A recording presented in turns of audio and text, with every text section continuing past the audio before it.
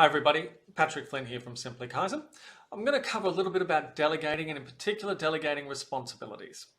We often talk about delegating tasks, but with responsibilities it's an area where I see done particularly poorly, especially in smaller businesses where the practice manager or owner is very hands-on.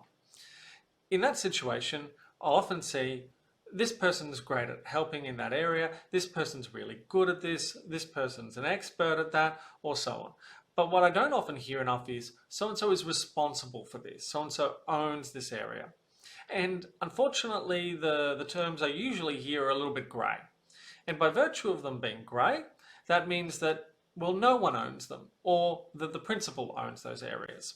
And that means that it's very hard for the principal to fully let go of some of those areas, or more importantly, fully empower their team members to take control of those areas. So I'd encourage you to use this term ownership.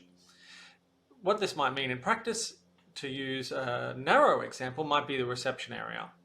If you're responsible for a reception, you own reception. You're responsible for making sure it meets our brand standards and that our clients get an experience that's in line with our brand promise.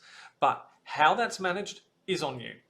How it's arranged, how people are greeted, how they're offered stuff, what resources you might feel you need, that you might want to request, that's all on you.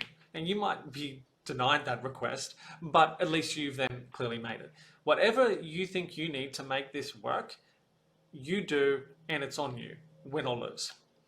In an area of technology, that then broadens somebody from being an expert in that area to being wholly responsible for that. So they're not just responsible for its setup, but also its effective use, for the training, for the effectiveness of that training, making sure that that's followed, finding out where it's not followed and building a system to make sure that it can be followed.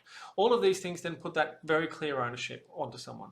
Now you might have different people that are responsible for process and doing, but whatever it is, you have a very clear line of ownership. So if you have any grey in your business when it comes to ownership, I'd encourage you to go back and take a look. Cheers.